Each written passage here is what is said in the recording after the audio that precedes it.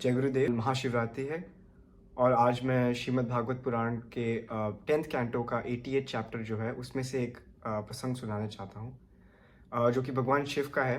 वो हमें बताता है कि भगवान शिव कितने उदार हैं। ये कथा है वृकासुर की, जिसको हम भस्मासुर भी कहते हैं, और वो शकुनी असुर के जो पुत्र हैं। तो एक दिन वृकासुर एक असुर था और वो अपने रास्ते में जा रहा था, तो उनको नारद जी मिले।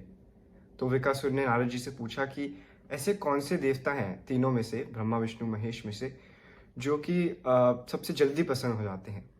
तो नारद जी ने उत्तर दिया कि भगवान शिव हैं, जो सबसे जल्दी प्रसन्न हो जाते हैं और सबसे जल्दी उनको क्रोध भी आता है।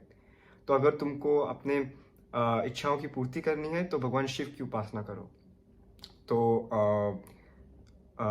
वृकासुर मान गया और वह उपासना करने के लिए केदार क्षेत्र में चला गया।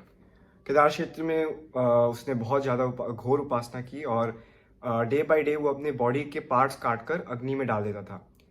और उसके बाद उसने डिसाइड किया कि एक दिन वो अपना सर काट के अग्नि में रख देगा आहुति देने के लिए भगवान शंकर को।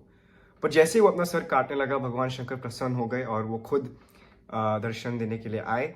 जब वो आए तो वृकासुर तो असुर था, उसकी आसुरी प्रवृत्ति थी, इसलिए उसने ये वरदान मांग लिया कि जिसके भी सर पर मैं हाथ रखूं वो भस्म हो जाए, इसलिए हम उसको भस्मासुर भी कहते हैं। तो भगवान शंकर ने उसे वरदान दे दिया, पर उस वरदान को उसको टेस्ट करने के लिए वो भगवान शंकर के सर के ऊपर हाथ रखने के लिए उनके पीछे दौड़ा। तो भगवान शंकर तो लीला कर रहे थे, इसलिए उन्होंने भी भागना शुरू कर दिया।